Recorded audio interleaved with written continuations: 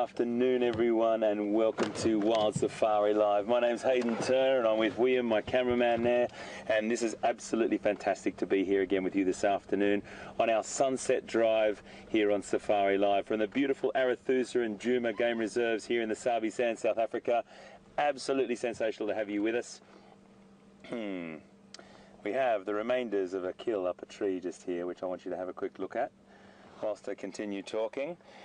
It is 23 degrees Celsius and about 81 Fahrenheit, so it's quite cool compared to some of the other days. And that there is where we left off this morning. We left off with our friend and our wonderful leopard Q, a male leopard, the son of Karula, who still is traversing her territory and still moving around the place, covering great distances, I might add.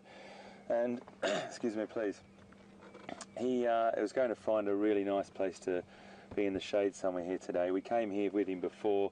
He sat down, he rested, a hyena came up, put him back up a tree, he waited for the hyena to go, and then he has laid down somewhere. Well, that somewhere is right there. He's right with us still, and that's the most fantastic thing, that he just stayed. He will be here with this, the remnants of the kill that he made. And just to give you a bit of the backstory, I'd just like to start with what happened last night. But before I move on, I'd just like to say we've got Will and Alex and Tara and Nikki in the control room, and I'd like to welcome them and thank them for everything. He's sitting up now to give us a beautiful look at him. So where we left off yesterday was this magnificent cat took down a kudu about 4 times his body weight. Now that's an awesome awesome job by him. He's not fully grown yet, but he's turning into become a force to be reckoned with, that's for sure. He pulled that animal down and he gorged himself as much as he possibly could, because the animal was too big for him to drag up a tree. A, because it was the weight that it was, and B, because there wasn't a great deal of trees, acceptable trees for that around. So it was inevitable that eventually the message would go across the bush, and in the ecosystem and the food chain, other animals would get wind of it, literally. And inevitably, hyenas became part of the story and part of this script. Now the script unfolded last night after we left the site. We got up in the morning early, and we're all wondering what was going to happen, and came over to the hyena den first, because Pete came up here, and Q was a little bit nowhere to be seen, I suppose you could say. So Pete moved on and went over and had a look at a few other things.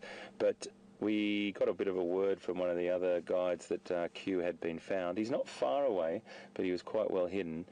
And we went to the hyena den first, and we saw the hyenas playing around with a large chunk of carrion, or a large chunk of animal that they were feeding on. They dragged it down into their den, and then we saw some lovely behaviour with the cubs, the hyena cubs and the mothers there. So we put 2 and 2 together, and the story was pretty much guaranteed that those hyenas, just only about 500 metres, about 1,500, 1,600 feet down the hill, were the animals that came and finished off this carcass. Now, the spot where Q did make the kill, there is nothing to be seen other than a couple of fragments of fur and a little bit of skin. It was completely pulled apart in a bit of a hyena frenzy, and I'm not sure what Q would have done. Probably made himself quite scarce, gone up a tree, or just removed himself from the situation. But then, after the hyenas had their fill and sort of broke things up, he came back in. The Prince of Stealth, he came back in and secured that last remaining part of the carcass and put it up this tree here. Now, I said before, I often have a little a little laugh to myself, because sometimes I feel they do it just to show they've got attitude, and they can do it. But I know that's not the reason. I'm being anthropomorphic there. He did it because he wanted to save a little bit for later, and it was a manageable size for him to get up with no problems. It's not an incredibly big tree over to my right here, but it's high enough for no hyena to be able to jump up there. There's a bit of meat left on it. There's a bit of protein in between those ribs, and who else knows what's up there. But I think that's going to be up there for a bit of time, and he's going to be here with us for a little bit as well. He's not going anywhere. He's trying to digest this incredible amount of food that he has eaten over the last sort of 24 hours.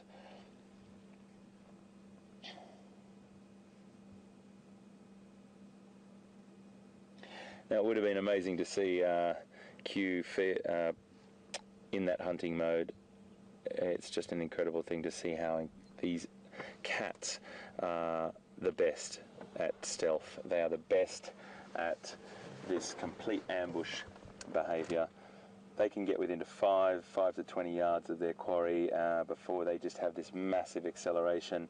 Not as fast as a cheetah, of course, but they're the prince of the ambush. I use that word prince, or that prince of stealth type of thing.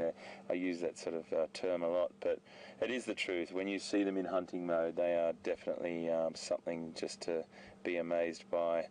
And he would have taken down this kudu cow that was really big. I was quite surprised when I saw the size of it, and quite extraordinary. But here we are with Q, and he is definitely not going anywhere at the moment.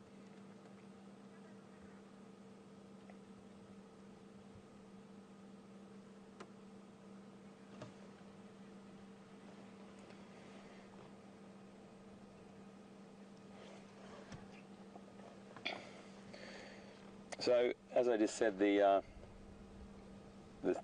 tree up behind me isn't that big. Q has put that remnants of that carcass up quite high. A very, very different story from what Peter had this morning with Shadow and her cub.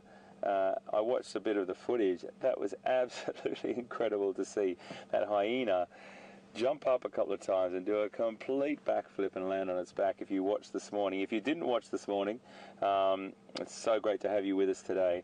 And I just want to pop in a quick thing before we cross to Pete. If you've got any questions for us, you can tweet us at #Safari Live, or you can email us questions@WildEarthTV. So I'm not going to tell you any more about what happened. Pete can recap when he says hello to you. We'll be right here, and we'll come back. We're going to cross over to Pete. We'll see you just now.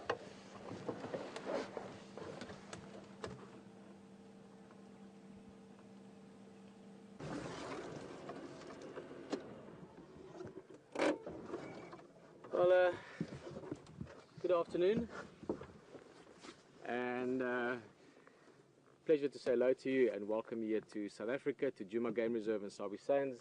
It's a beautiful afternoon. It's hot but not overly hot. We've got a bit of overcast weather. You'll see as the day progresses we should have potentially very nice sunsets as well. But we're looking for a leopard.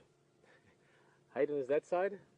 We've come over towards where we left that young leopard this morning. On the drive this morning we had a great morning. We had 2 different leopard sightings, HT with Q, and we were with Shadow and her cub, that young male. And we stayed with him after the end of drive. I stayed with him about another hour or so, Andrew and myself, and we followed him into this area where Shadow then left him. But this is, as you would expect, the perfect place to leave a cub because it's very, very thick. It's difficult for you to see perhaps, but behind us here, excuse me, this whole bend in the riverbed, it's like a little drainage line, but it's just thick with guarri bush and thorn bushes, buffalo thorn, your combretums. So it really is a very, very lush area, which is exactly what they want. If she wants to leave a cub somewhere so that she can move along, she wants to know the cub is 100% safe because there's places to hide and places to climb up big trees. But the piece that's catching us at the moment, I think, is the hiding part. Also, that cub is about 7 months old, so he's not a little, like a little cub anymore. When they're really small, they get left at a termite mound or a tree, a specific place. At this age, he could be roaming anywhere in a couple hundred yards from here. So we did enter the proverbial needle in a haystack scenario here, but so far, nothing yet. We can have a little look more around. We've spent a bit of time. We've been here about 20 minutes already. So we'll spend a few more minutes looking around. Maybe we find him if we're lucky. If we're not, we'll come back here later on and see what we can find. And then, as always, the main event of any game drive is that surprise that you can't predict until it happens. So we'll look forward to the afternoon And as always, a pleasure to have you on my vehicle as my guest. My name is Peter Pretorius, Brian behind the camera today, and I'm sure we're going to have a great time. As always, or maybe this is your first time, this is a live drive. This is as live as it gets, and we don't know what's going to happen next. So we're going to see what it might be. If you have any questions or suggestions or thoughts or anything like that, feel free to speak up and have a chat with other people on the vehicle or directly with me. If you want to ask a question or leave a comment, you can do that by using the hashtag SafariLive for Twitter, or email questions to WildEarthTV. Let's go look around and let's enjoy the afternoon. I was hoping if I talk long enough, the leopard will sort of just walk out here and come sit on that branch. Would be a nice place for the leopard to sit. As jokes aside, we had such a fantastic morning. We had Q with the remainder of his kill. We had the hyenas with the remainder of Q's kill. We had hyenas at Q's kill. Then we had Shadow and her cub. Then we had hyenas there. They stole the kill out of the tree. It really has been a very good morning.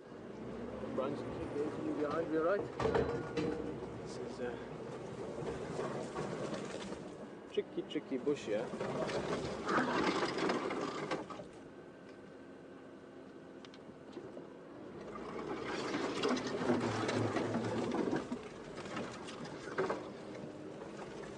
Okay, so if you have any questions to start with, we're welcome to answer one or two, but I am going to be focusing 100% on trying to spot one of Africa's best or most capable camouflages.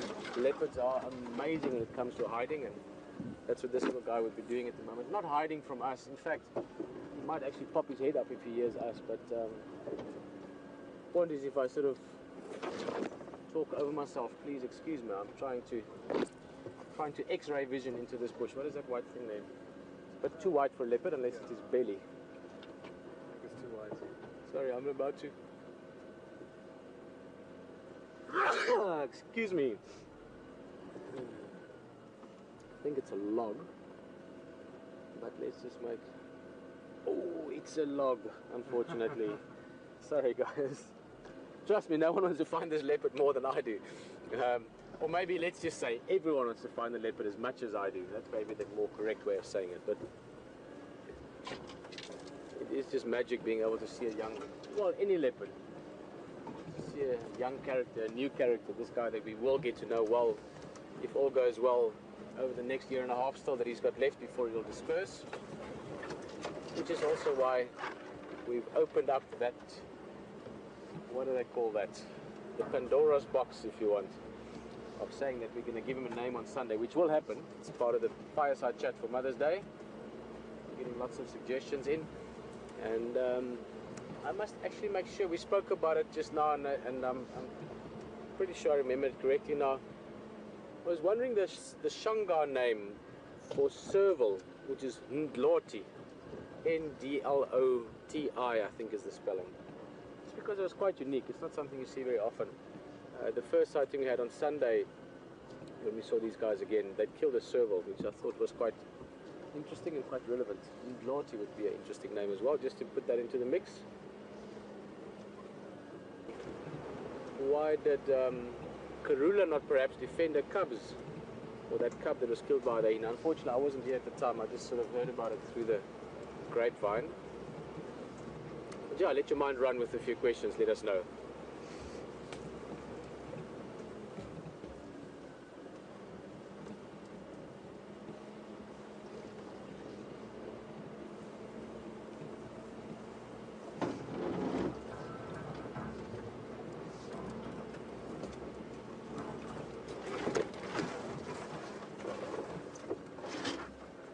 Break a little twig here. Let me just show you what I'm doing. This is well, just a little bush really, but in this case a Transvaal silver cluster leaf. I left a branch here this morning, but I'm going to leave a fresh branch that you can see it easily. I'm just going to put it on the road. Now what that does is, if I speak to the other game drivers in a bit, guys from Aretusa, which is the area we're in now, we're on the Aretusa side of our traversing. I can tell the guys, listen, on that road, in fact this road is called Parallel Road, close to Zebra Junction, and you will see a little branch in the road. I'll tell them even there's an old guarri bush from the morning and a new silver cluster leaf from the afternoon. That makes it very easy. That means if one of the other vehicles want to come search a little bit, They can drive straight here, find the mark, find my car tracks, go straight in. I can explain to them a couple of the trees that we're around, and they can have an idea of where to look, and then they can make their own effort. Also, it's a little bit easier sometimes because the game drivers, most of them work in a team of two. So you've got the ranger or the guide, and then you've got a tracker whose main function, I mean, he does other things as well obviously, but his main function is to track and to spot. So while you're driving, to look. A lot of times you see things just by looking, you know, you see, oh, there's a leopard, you know, a little bit of luck, out in the open and you see it. So tracker guide or tracker ranger teams work very, very well. Okay, we just want to have a last look at this drainage line as well. There's a dip coming up.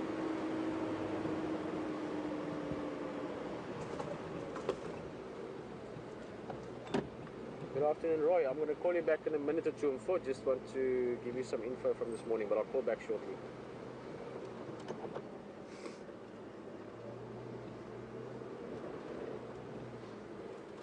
Okay, that's a perfect place for leopard. Little dip, termite mound, big tree. We're just missing the leopard. That's all we need.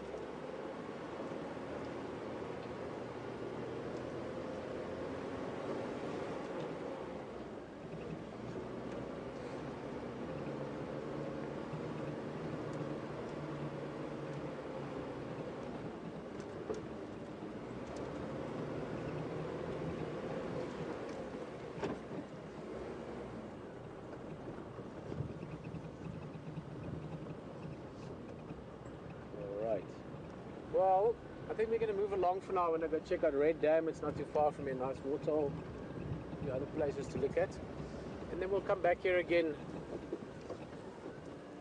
later in the afternoon. I just want to have a look. I drove here after we left the leopard, so if they did move... there's the track. Okay. That's the mum's track. Okay, at least we know they've moved on. Here's the track. There she walked. There she walked. And then she turned off. There she's back on the road. Sorry, these aren't very clear tracks. It's a little bit difficult for me to show them to you. The sand's a little bit hard here, and also we don't have a lot of contrasting light. We've got this sort of overcastness, so it makes for a little bit of a flat track. But definitely one.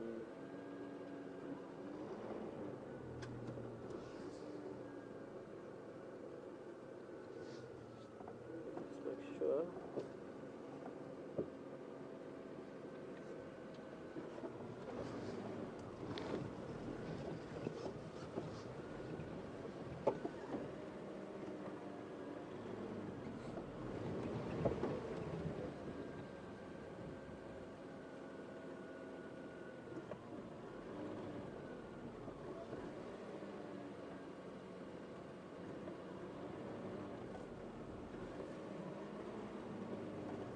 It looks like just a mum.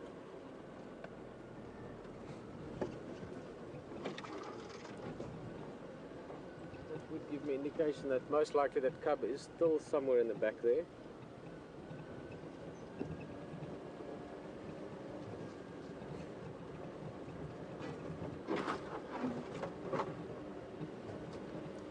Take one. Oh, there's a sneaky hole. I think I'm going to make a run back that way. I'm going to speak to Roy that I was just on the radio with. He's coming from Arituza Lodge this way, and they can start checking the southern end of this road. Perhaps they can pick up that track again. That's the beauty of this as well, is it's not us alone. It's the other vehicles out there as well, other lodges also looking around, and they've got trackers with them. The more eyes, the better chance you have for finding things. So I'm just going to talk to Roy quickly on the radio, see if they can help us find this leopard this afternoon, perhaps. Roy again.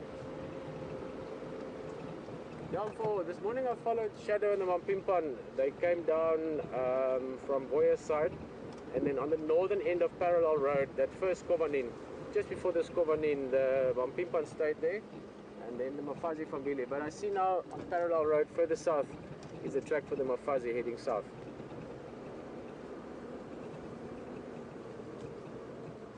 Yeah, just a little bit of, I'm going to turn around for now.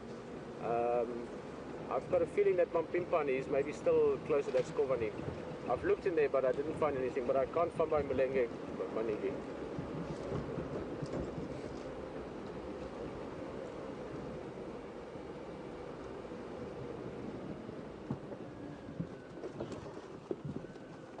Double check something quickly.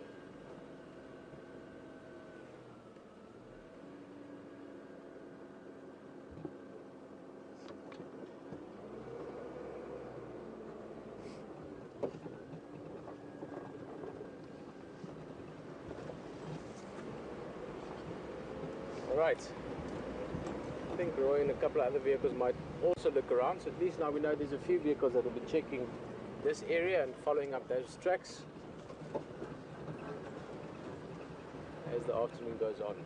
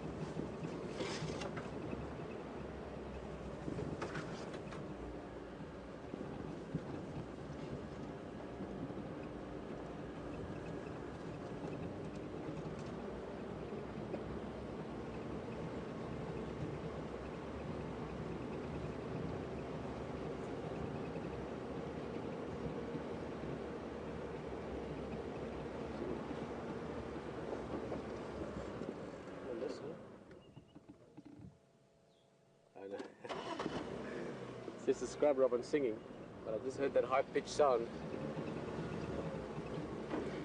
That might be something else. Always good to listen for alarm calls as well. That's one of the other indicators. Birds, squirrels, antelope.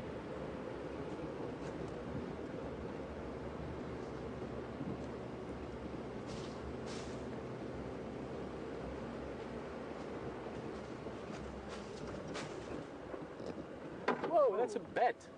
So that could be a little bit quick maybe for you to see. But I looked at it, I was like, that's a bizarre looking bird, but that was a bat that's starting his night early.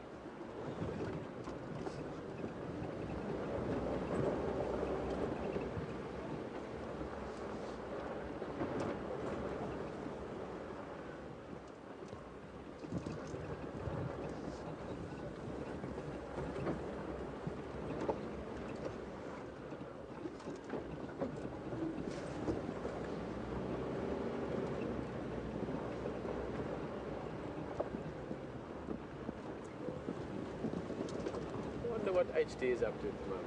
She's also looking around like us, trying to imagine where you can find what.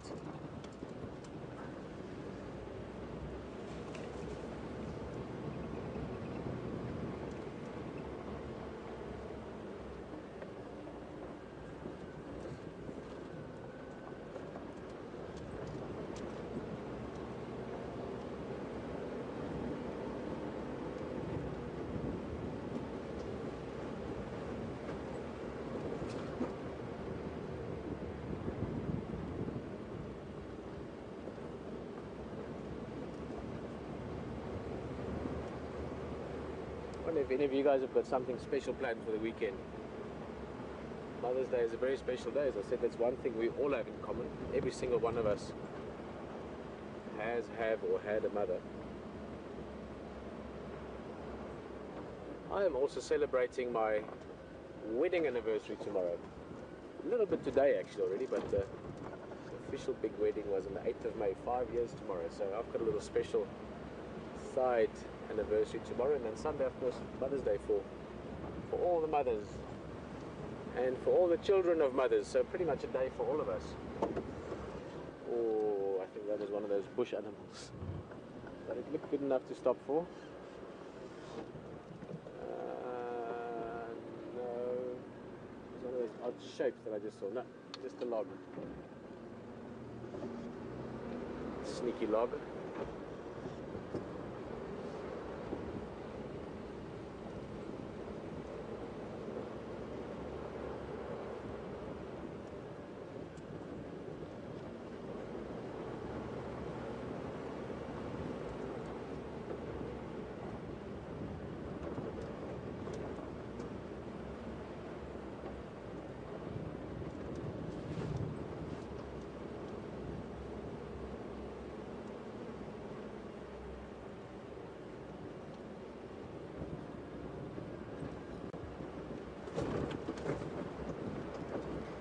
I think because we know there could be a leopard around here somewhere.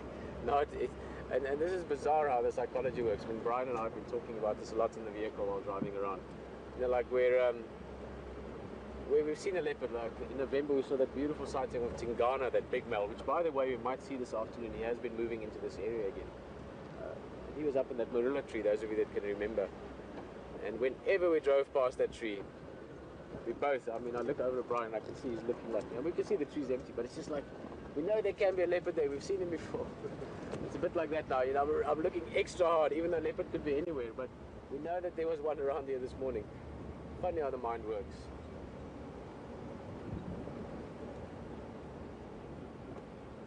Better the mind works in a funny way than not at all, I guess.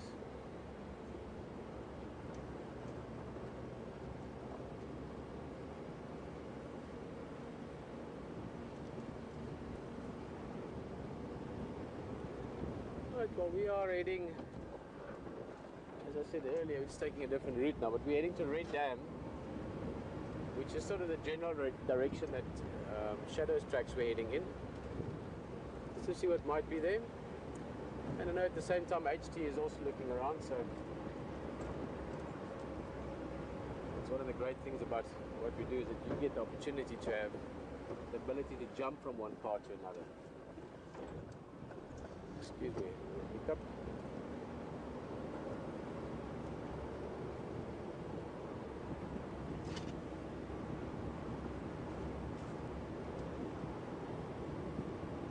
And of course Stefan and Scott are also out there taking a look around, and they're on foot as well, so they can track things down if they find a fresh track. I'm going to pop into them at some stage as well to see what they are following up on.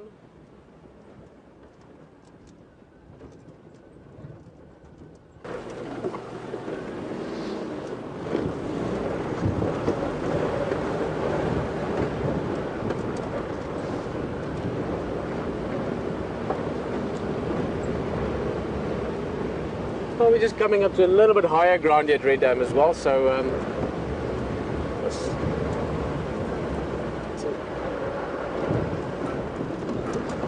hey,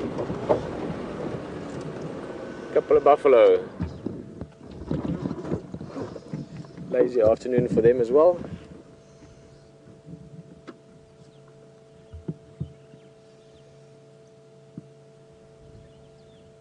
Two very healthy looking guys. I mean, sometimes these Dagga boys, these old bulls that sort of hang around in small bachelor groups, they can often be quite old, but sometimes there are still dominant bulls that are just taking a little break from the breeding herds. That also happens, and I must say these two guys look in prime condition still.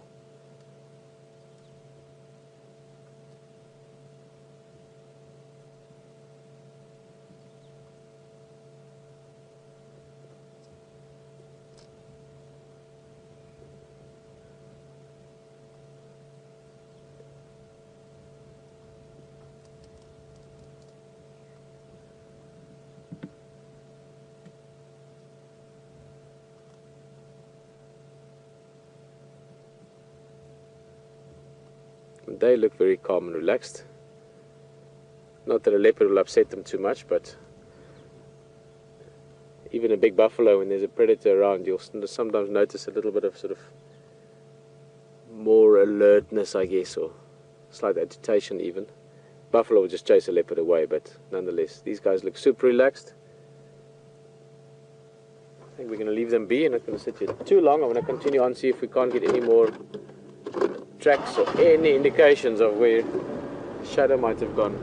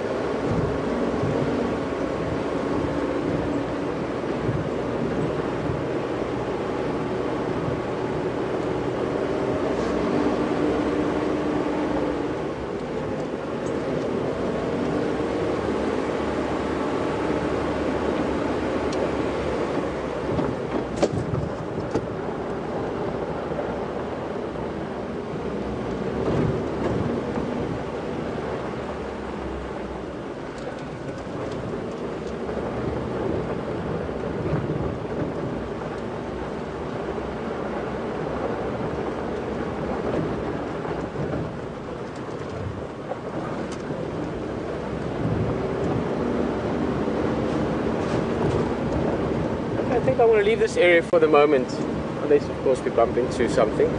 But I'm also very curious just to get back towards Treehouse Dam, that area, see if we can maybe find some ellies. There's been some great elephants the last while.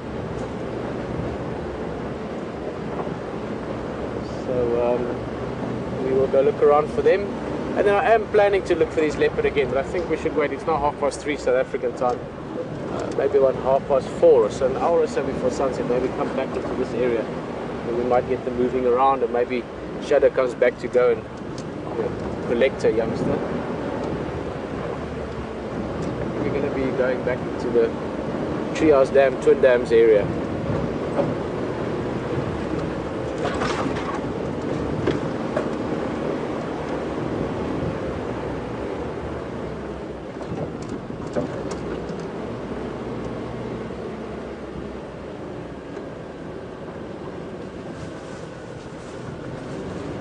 There's no tracks.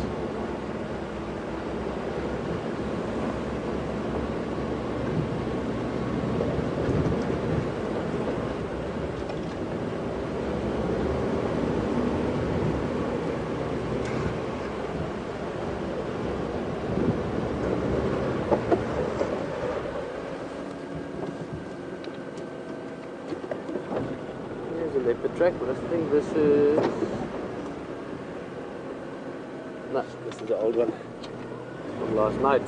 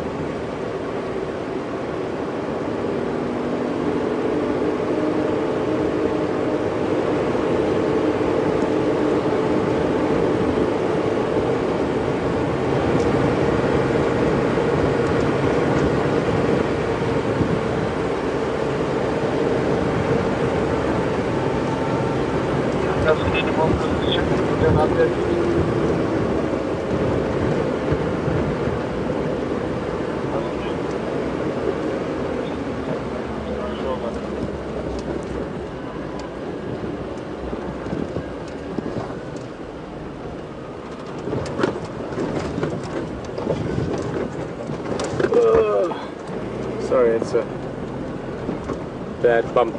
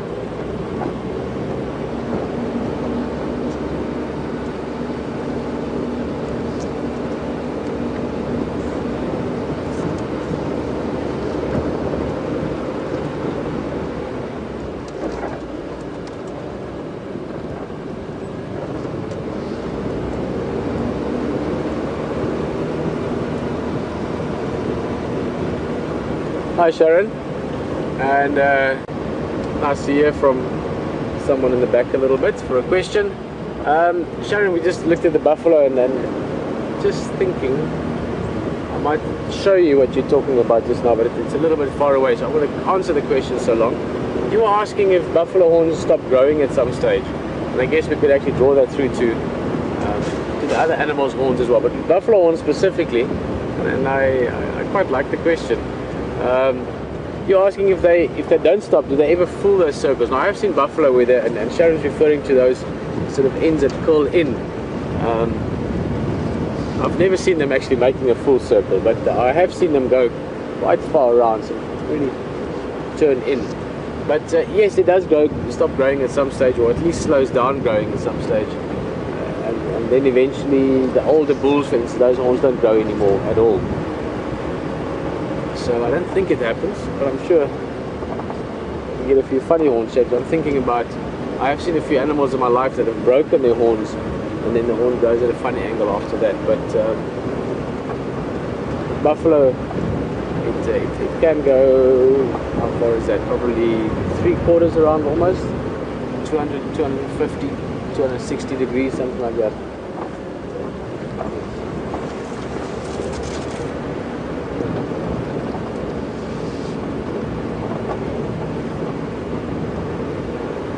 Just thinking, Sharon, you're from Pittsburgh, and exactly, you guys I guess are a little bit different time. I'm just trying to think of what different times we had. So I know East Coast at the moment it is coming up to sort of 10 o'clock. West Coast I guess is coming up to 8 o'clock if I remember correctly. 2 hours, 3 hours difference.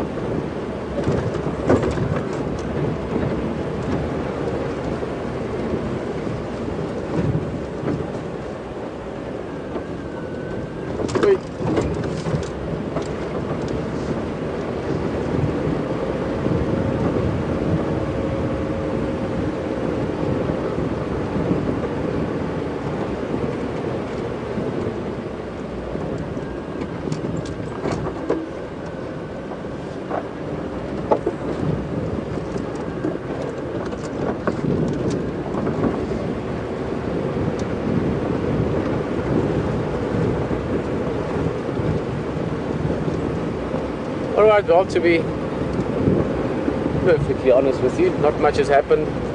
We are looking around. You know, that is one of the things about game drives that I think maybe people forget about sometimes. It's a lot about game drives is doing this. It's going out with friends or family, or friends and family, hopefully family that are friends, you know, it's always important. But going out with people that are like-minded about something. They all like nature, they all like being out here, but there's so much more to a game drive. I think I said it a couple of days ago. There's a lot more to a game drive than leopard and lion. It's also about the sunsets and the daydreams. And it's a big part of that. It's just being in such an environment that's open and free. I mean, we've seen exactly 0 cars for the last 45 minutes. So there's very few people out there. If you do see another vehicle, they're doing the same thing, they're enjoying it as well. And a large part of that experience is that it's just driving along, having a conversation with someone around you, whether it's about the curl of a buffalo horn, or maybe about what you're planning for Mother's Day to surprise your mum, or as a mother maybe to make your kids happy, all those kind of things, and just daydreaming a little bit and wondering, maybe not quite as intensely as I was, but you know, trying to imagine where you could find a leopard this afternoon, or thinking, oh, it'd be so nice to see Ellies again, it's been a long time since we saw a baby elephant. And in that process, you just relax. You stop worrying and thinking about all those things that you might worry and think about every day, and you just gradually allow yourself to just be immersed into the surroundings, and that really is what it's about. So if you have some questions, maybe something a little bit out of the norm, you know, not specifically about a leopard or a lion or a buffalo or about nature, maybe just about you know, what it's like being live in the bush, or you know, one of the favorite ones people always come up with, and you don't have to do that one now, we can do that another time, but what's your favorite animal or favorite moment? Or maybe I should ask, let's ask all of you. Let's get those guys in the control room flustered with emails. All of you that wouldn't mind, it's going to take you 2 seconds. Send us an email, questions@wildearth.tv, or send us a tweet, very short, just your favorite animal. Favorite African animal and or favorite animal in general. But point is, I love the conversation, I love the freedom of just driving along in the bush. And I think sometimes one forgets. You start to sort of just, leopard, lion, elephant, let's look for the big game. Trust me, I do the same, I love it. But sometimes you should just sit back and enjoy the beautiful light that's coming out now. Look at that. Yes, Heidi, what's that?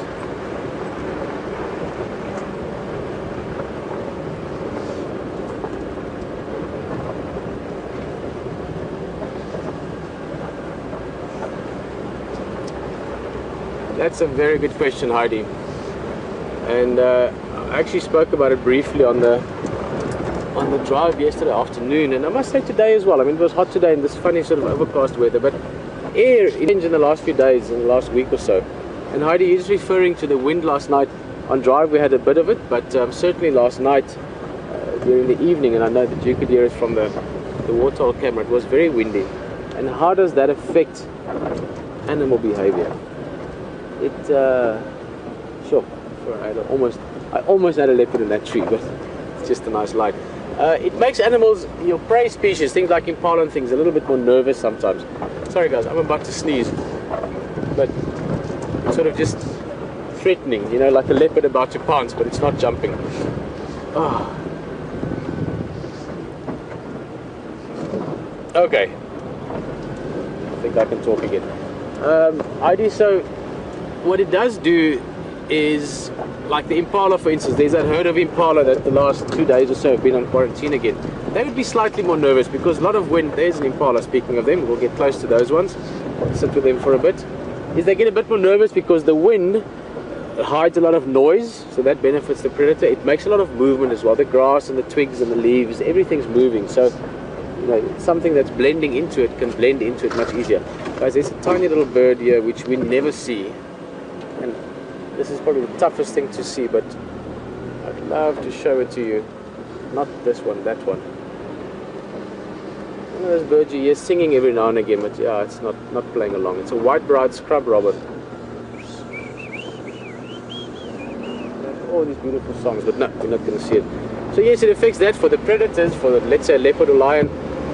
Wind is a benefit normally, because it can hide their smell if they're walking into the wind for hunting, and it can certainly also hide the noise and even help to visually hide them, to camouflage them, because the things around them is moving all the time. So it does benefit them. So there's definite change in behavior, but then at the same time I have also seen leopards or lions on a windy night and they just lie down, they don't feel like walking around. So it influences behavior to a large degree, but also to no degree at all. It just depends on the animal on the day. I mean, whether it's always something I've said, most of my jobs and things and stuff I've done over the years have been involved with being outdoors in some way or another. And whether I've always said, that's one thing you can't change, it is the way it is. Hello, impalas. I think that's that same herd that actually have been on quarantine. I would expect them to be back that way again later in the afternoon. Little whitetails swatting flies, but also showing the other impala that everything's alright. As long as those tails are flicking every now and again, no one's too worried.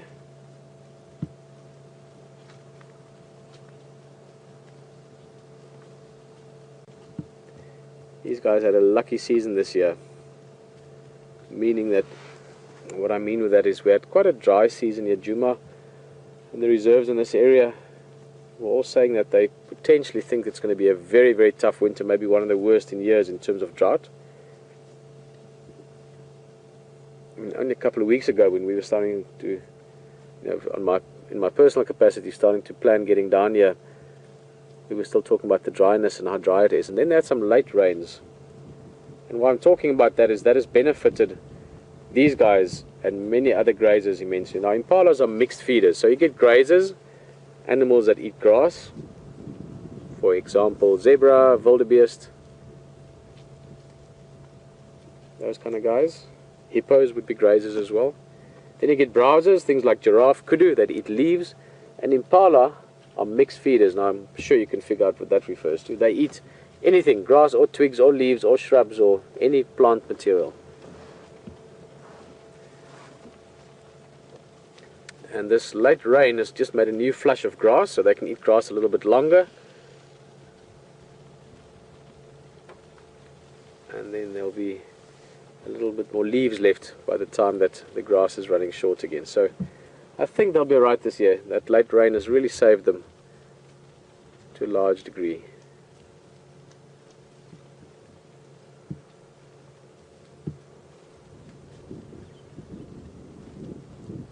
Very peaceful, yeah.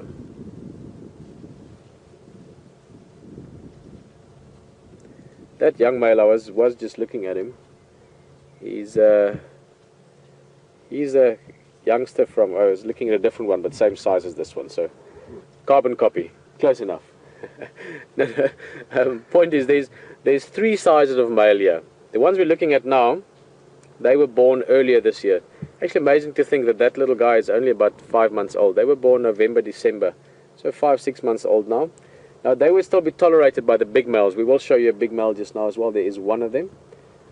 And then there's two males here that I can still see. Two males that are 1.5 years old, and they would very soon not be tolerated anymore by the big male. And that is because the mating season is coming up. The big male will be chasing away the younger males. Here's the big male towards the right. Let's have a look at him. He's got oxpeckers on him at the moment.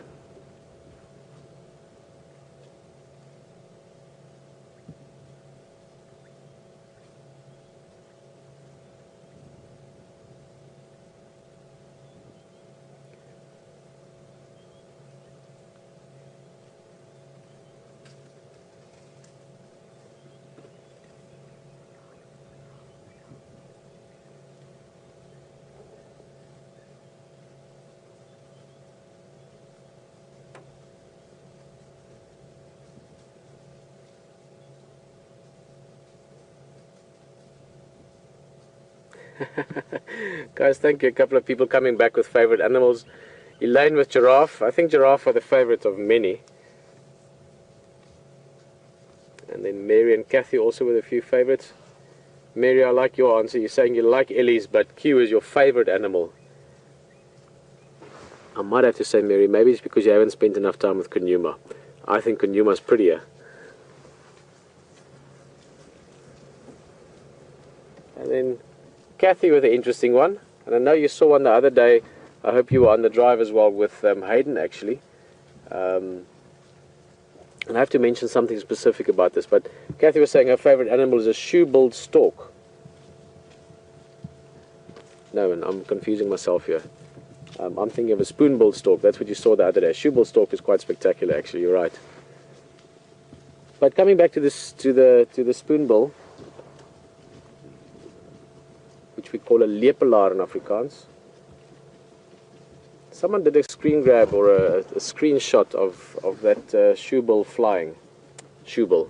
Spoonbill, I've got myself confused here. You know what, this is a very confusing language, English. You know that English is a second language for me, so I only learned it later on and I read it and followed up on it. But it's such a funny language. I mean, how many languages do you know of where your nose can run and your feet can smell? Something to think about.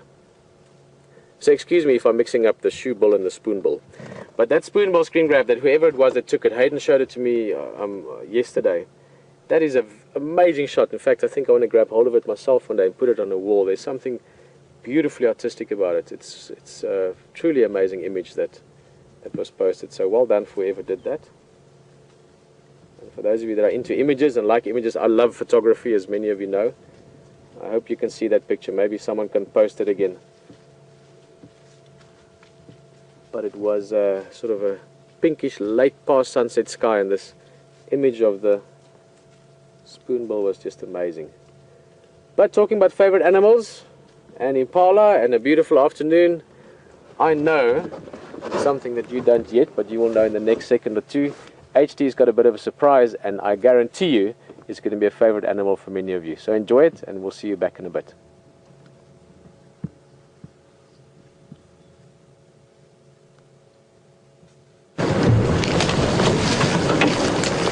Well folks, if it's leopard-tastic day, it is leopard-tastic day today.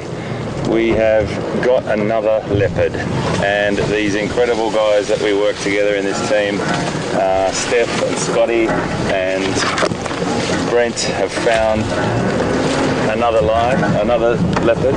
I'm just trying to find them. They're up ahead somewhere here. pretty tricky negotiating through this this bush, as you can imagine. But we will find them. Everything's got thorns, as we know. So it's just a matter of getting through the... Okay. Put our aerial back up.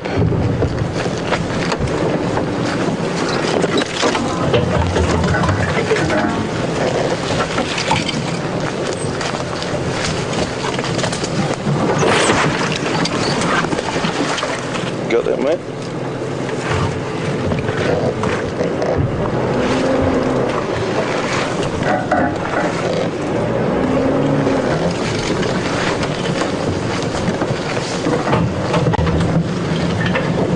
So folks,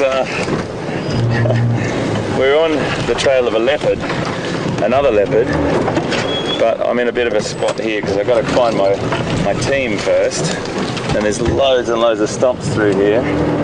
I've got my my fellow buddies Scott, Brent and Stefan in sight.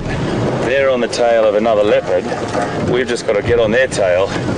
We've come in a different way and it's just a little bit of a tricky negotiation through here. So please excuse me not looking to camera.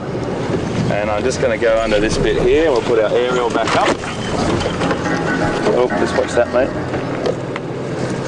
So they're moving and we've got to move with them. So at the moment, I'm not tracking a leopard, I'm tracking another vehicle and it's our guys.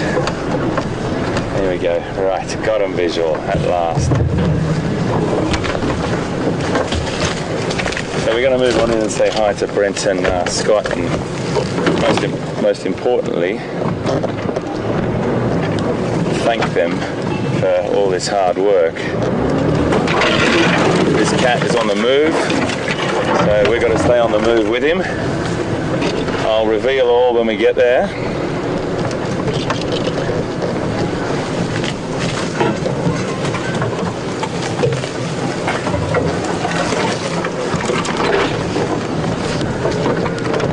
And we're just, oh, there he is.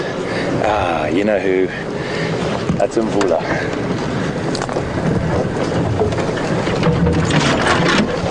Hello, mate. Fantastic, mate. Thank you. Guys, thank you so much, eh? Scotty and Brent and Steph. Thanks, fellas. Okay, mate.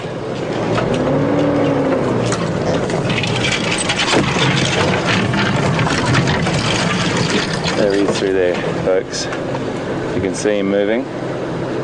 That is Mvula.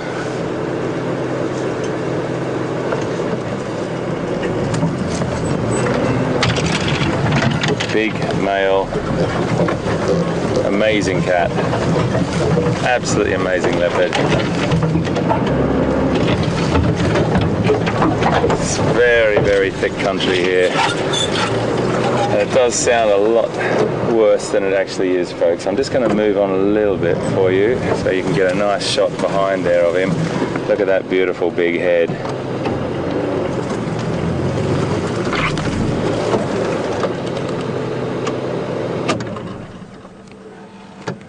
Fantastic. So this is Mvula. My goodness, what a day today on Safari Live. We've seen 4 leopards today.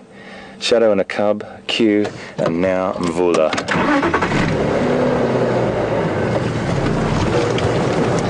This is too incredible. But it looks like he is looking for something to eat, potentially. There's a lot of impala in this area. He's definitely on the hunt for something.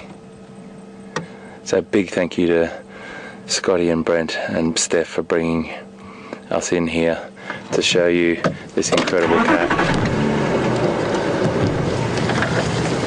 This is what working in a team's all about, folks. I'm just going to try and get through here. Do you want to watch your camera, mate? aerial. Pretty tricky. Poor Liam's got about 1,000,001 things to negotiate. He's got a massive aerial sticking out the vehicle he's got to put down and put up for me. Oh, there's something going on here. Something going on here.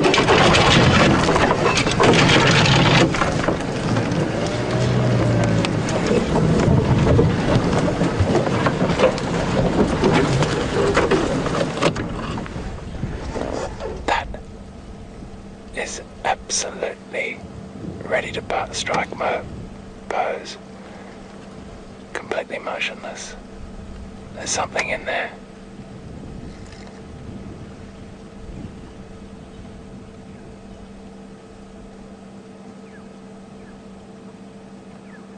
I have no idea what it is.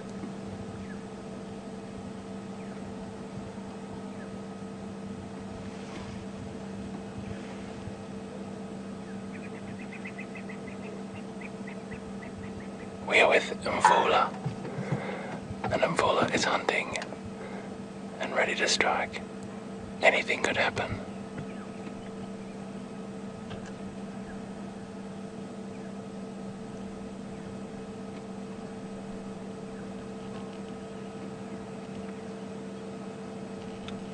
It's like Mvula.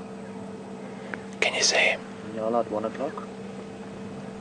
Try to get a shot. Oh, I can see it, yeah. Okay, there's a Nyala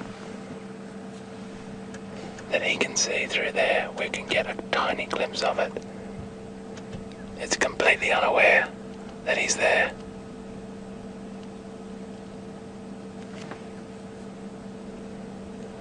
I don't dare move, folks.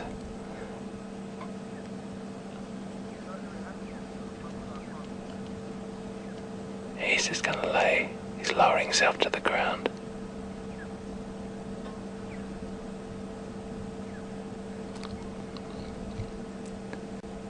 Liam has a better perspective on it from where he's sitting than I do. I can't see the Nyala, but the Nyala is definitely there.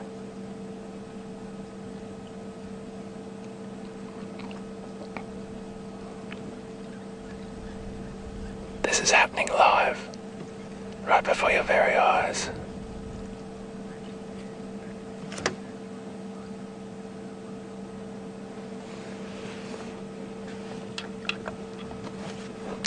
Scotty, if you can just tell Lex, Mvula's just about to hunt.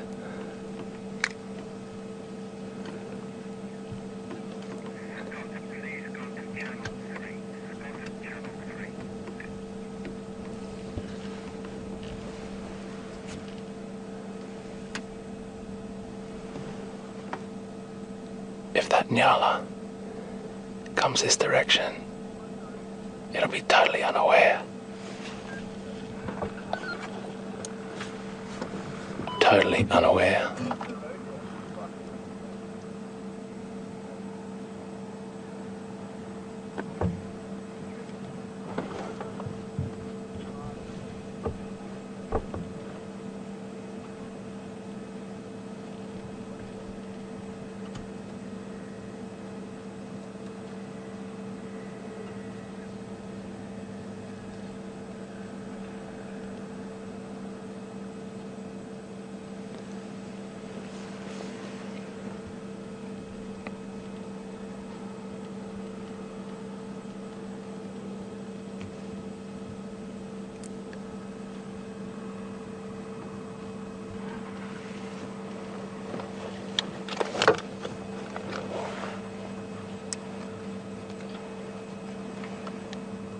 Lex, do you copy?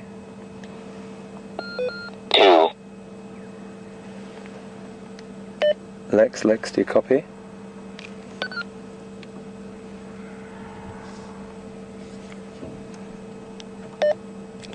Lex, do you copy? You okay? Lex, please come up and join us. We are watching him as we speak.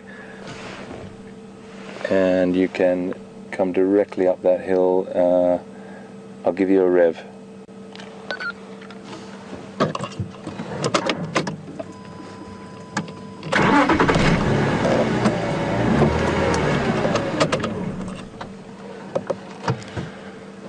Now folks, what I just did then was be no distraction to Mvula.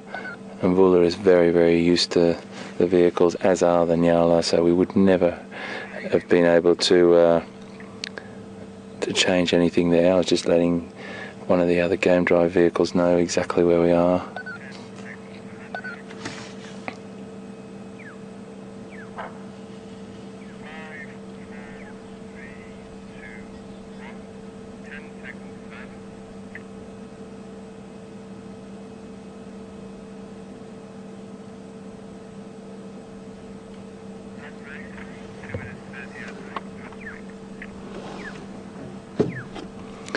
Now the only thing that Mvula might have going against him here is the wind.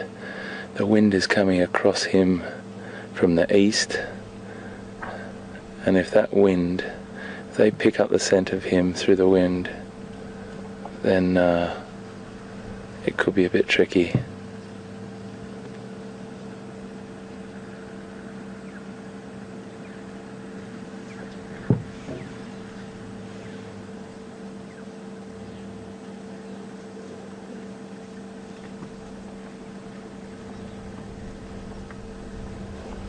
The wind's swirling around at the moment, folks, so we'll just see what happens here. The Nyala have incredible senses.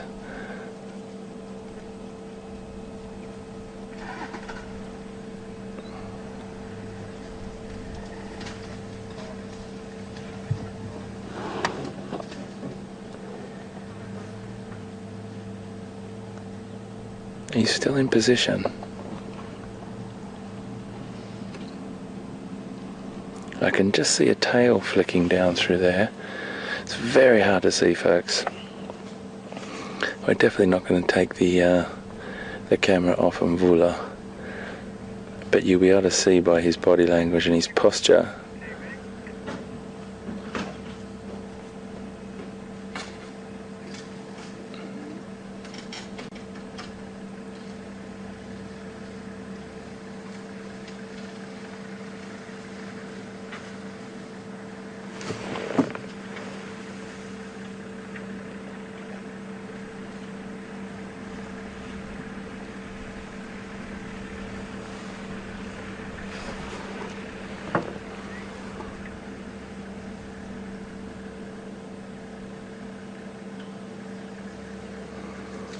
So he's still busy watching.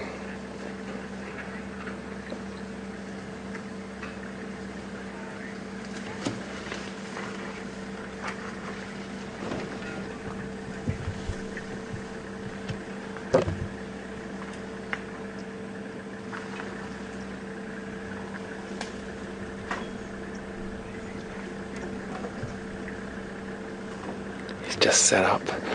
We've been sitting with Mvula now for about 5 minutes, and he just sat up high. I think they might be aware that there's something, as I said, the smell of the animal can be quite a giveaway with this swirling wind and the way that it's coming and swirling around where the Nyala are, but then again, he's sitting tight for the minute.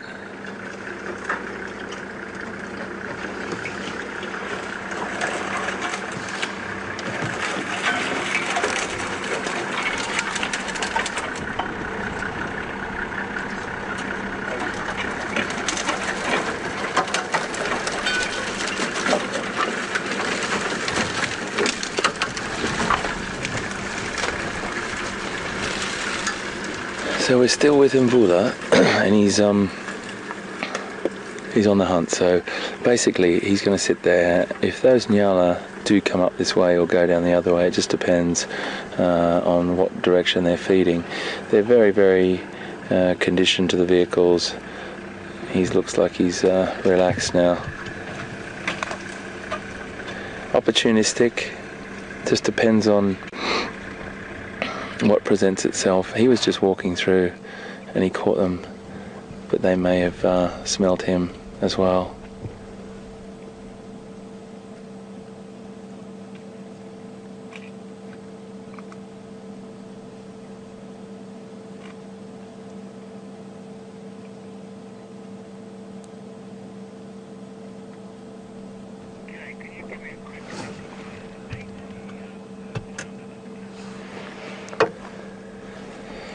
Okay, folks, well, look, I tell you what, let's sit here.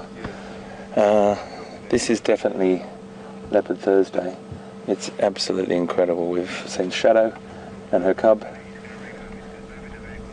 We've got Q over on the remnants of a kill. We've got Mvula potentially hunting. What else can happen?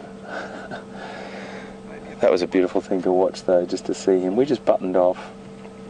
I guarantee you, these vehicles don't, they do not put the animals off whatsoever. If they did, they would run away.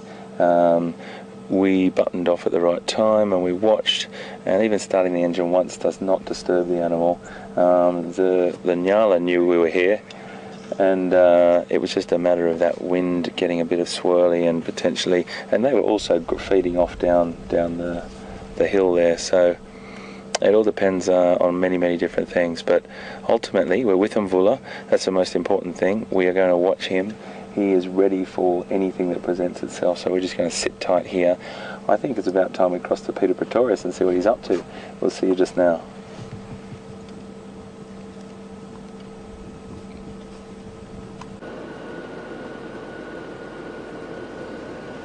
Well guys, as I said, I've never done a game drive in my life without a surprise, and you not only get to go on a walk and 2 game drives, so you've got at least three surprises planned. And what a surprise having that big male leopard with HT. I believe it's Mvula. Very exciting to have the father of these guys around.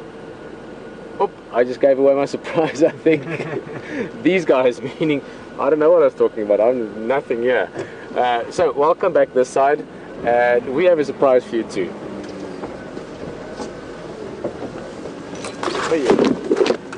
Just look at that. They call this the comfortable lounging tree fork. Doesn't that just look too comfortable to be true? And you know what? This is almost a view of a leopard that, I don't know, it's just the coat and the light catching it, because we've got beautiful light just breaking through on the western horizon here under the clouds. We were going to go around to show you the face of this cat, which we will do as well, because trust me, it will be a stunning view from the other end. But as we were going around, both Brian and myself, we looked over and we just said, that's actually a lovely sight, just to see the leopard like that. The coat, look at the ridge all the way from the tail trip, the tip of the tail. So all the way from the tail trip and taking the trip up the back of the leopard, all the way to his neck and ears. Just such a stunning animal. And those markings, the whole leopard's coat obviously is beautiful, but the ridge along the spinal cord I always think is the most stunning. Just look at the patterns there. Beautiful light. He's got a nice full belly as well, and he's got the perfect fork to rest his head in for a nap. Legs and paws just spread out to the side. He's got a little bit of food left from that kudu. Well, actually quite a lot of food. I mean, to be fair, it's probably the equivalent of a quarter impala or half impala that he's got left. Now Hino's got some of it, a few vultures got some of it. But actually what we wanted to just show you is just look at that.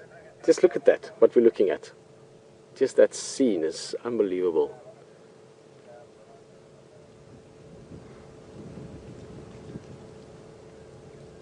I've experienced it a lot this trip. The last 10 days or so that we've been here, more so than I can remember in the past, where I've just often found myself just being amazed at how lucky I am, how lucky we are to be able to do this with our time, to be able to experience the wilderness and wildlife and its beautiful creatures, and I find that especially so, you know, really sort of vivid, or very, there's a better word that I can't get my mind on now, but there's a really great word for it, that is, and I find that especially when we're seeing leopard, just this sort of great sigh almost, combined with a big smile at being so fortunate to see such an amazing animal like this. But not only see them, to see them like this, to experience them in their natural surroundings, doing what they do, and then you come across it and you've got beautiful light and a dramatic sky in the background and this beautiful young leopard, the son of Mvula, and it stays an amazing privilege. I'm going to try and get us on the other end of this view. Let's see if we can squeeze through there.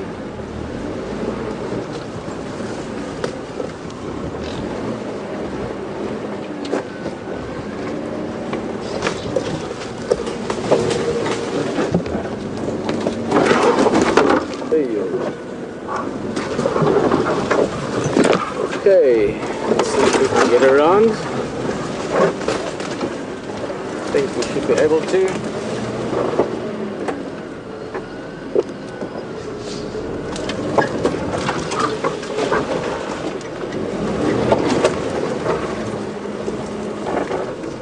Oh, this is going to be good.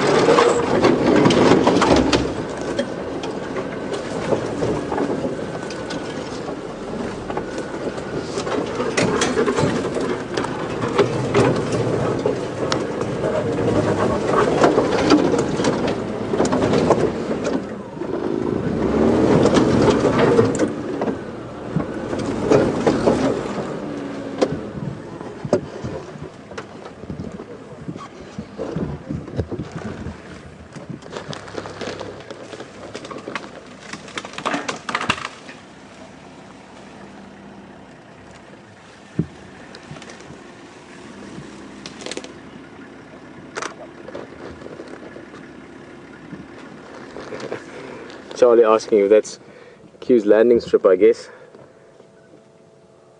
I don't know if you're referring to underneath the tree, but I actually think you're probably referring to the tree itself. Such a perfect tree for climbing this as well. We saw him a little bit in the distance as we approached when he climbed. He was very, very quick up that tree.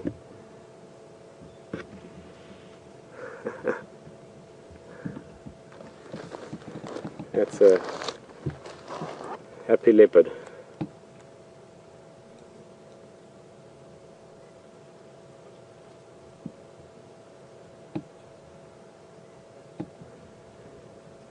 Good tree that, although a lion would be able to climb that tree.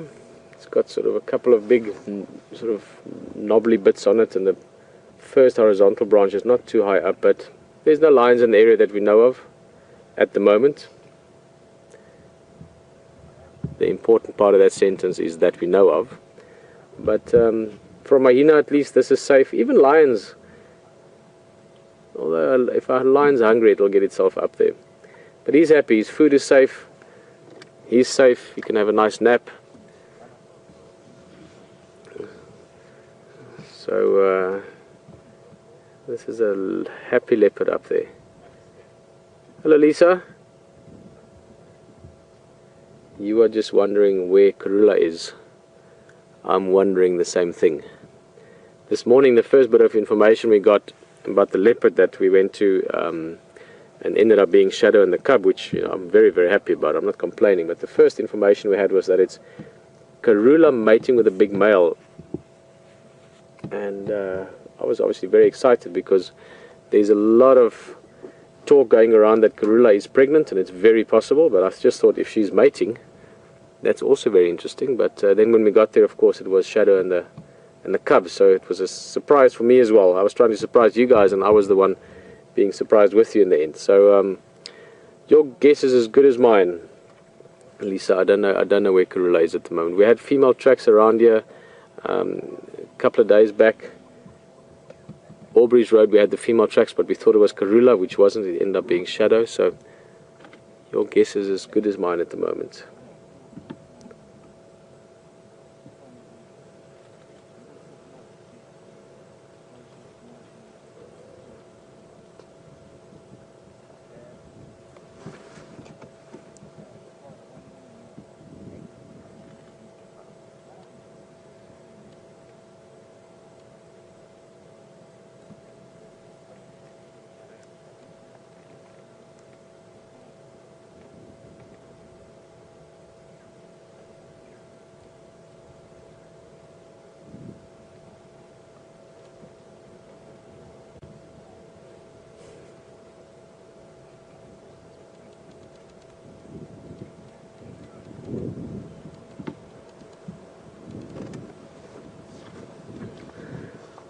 Well, how spoiled are we this afternoon? One leopard to the other, and this one has picked his spot, nice and happy down in the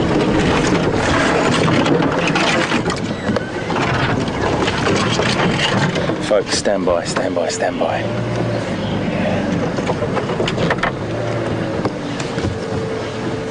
This guy is seen these. He's seen him again. He's seen him again. He's behind this bush. He's behind this bush right here. You can just see those spots through there, folks. I'm not going to go any further forward.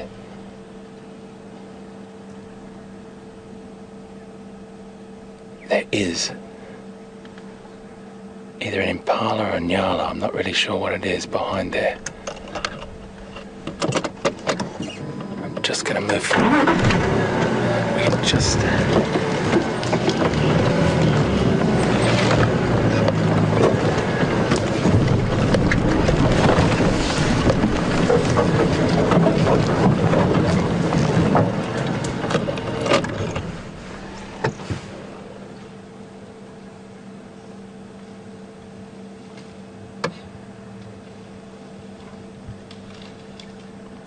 Absolutely motionless, poised, ready to strike. Any second. This is the stalk.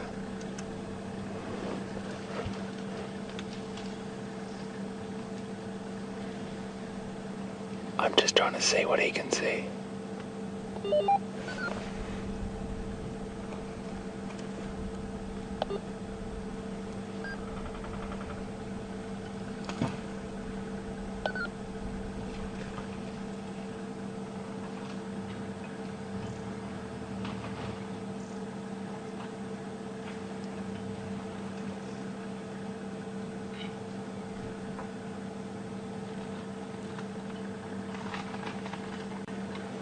Completely motionless.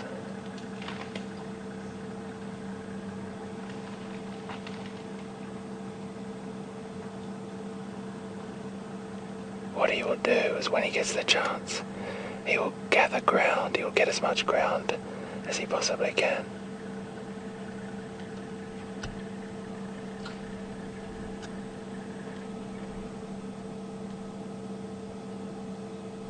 He'll wait till the animal looks away or starts to walk and graze, and he'll start quickly cover some ground.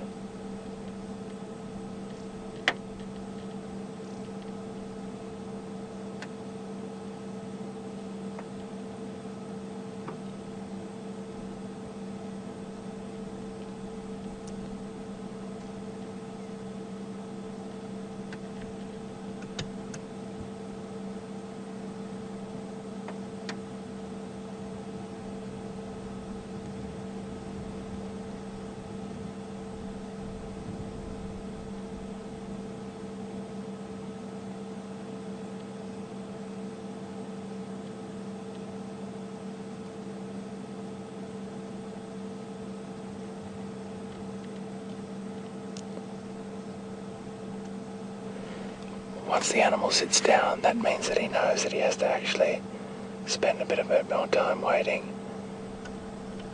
He'll now just reassess the situation. I can't actually see what he's looking at. We've got a lot of thick vegetation in front of us here, folks.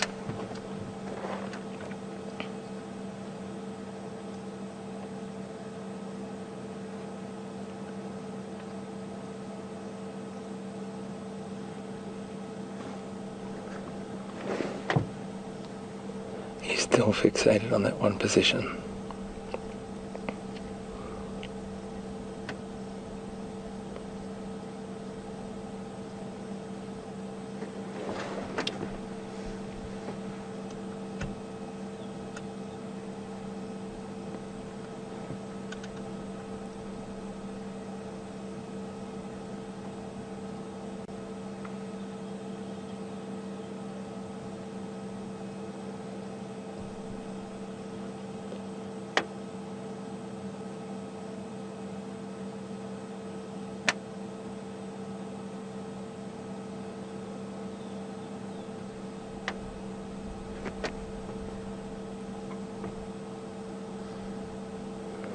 If you can't believe that this is happening right before your very eyes, pinch yourself, because it is happening right before your very eyes.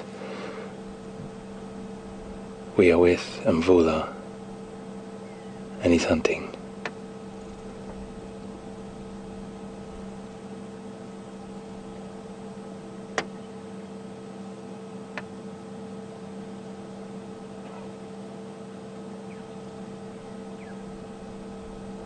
Attention. Attention, he gets some ground now. Stealthily move very slowly. Incredible camouflage.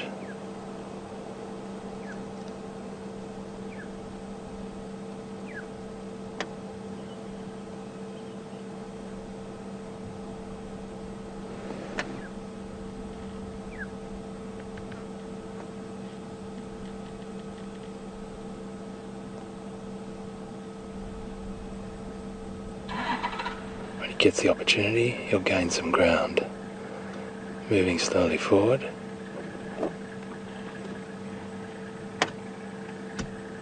Slowly forward.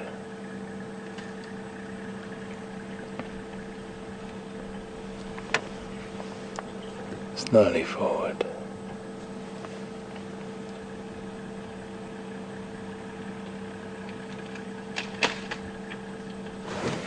Slowly forward. Okay. The animal still doesn't know he's there.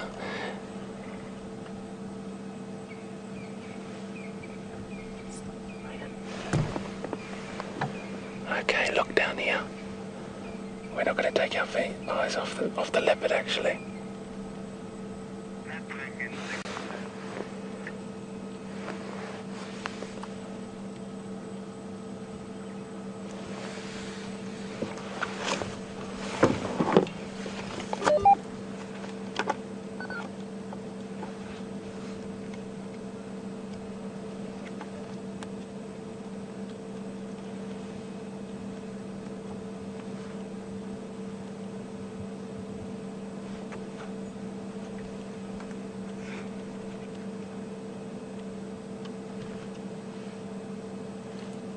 Still can't make out what it is.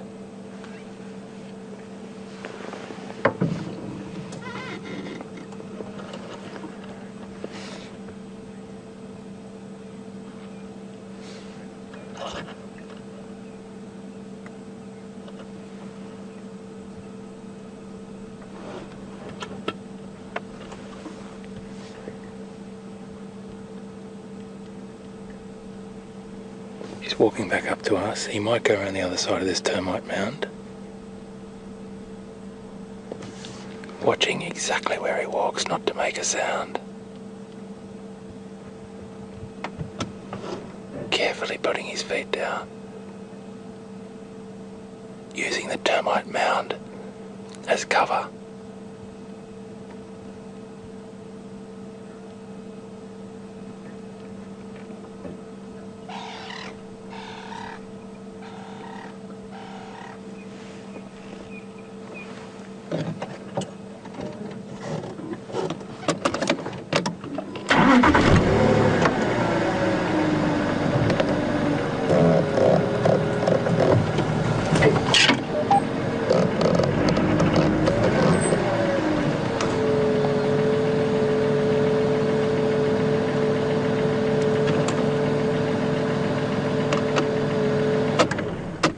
Still can't see.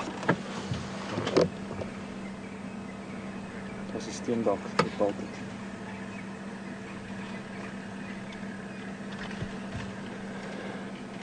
I still don't think the steenbok is... It's a steenbok, was it, Liam? I believe so. Okay. I still don't believe he saw him.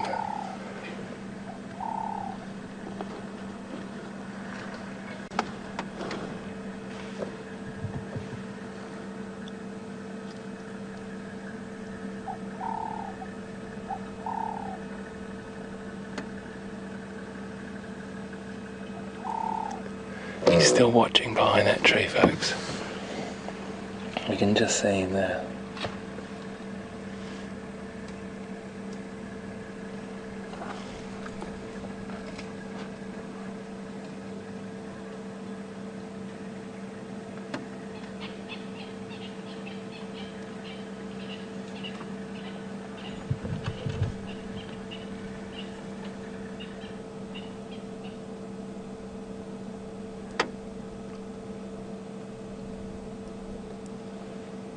I'm just going to sit back here, folks, because we can just see him there. And Steenbok are quite flighty at the best of times.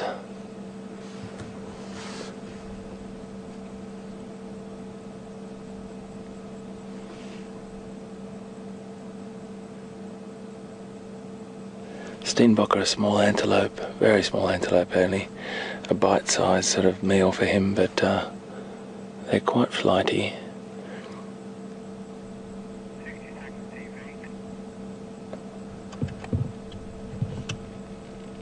So I think the Steenbok's taken off. Again, wind not in his favour that much, but he's definitely on the prowl. He's on the lookout.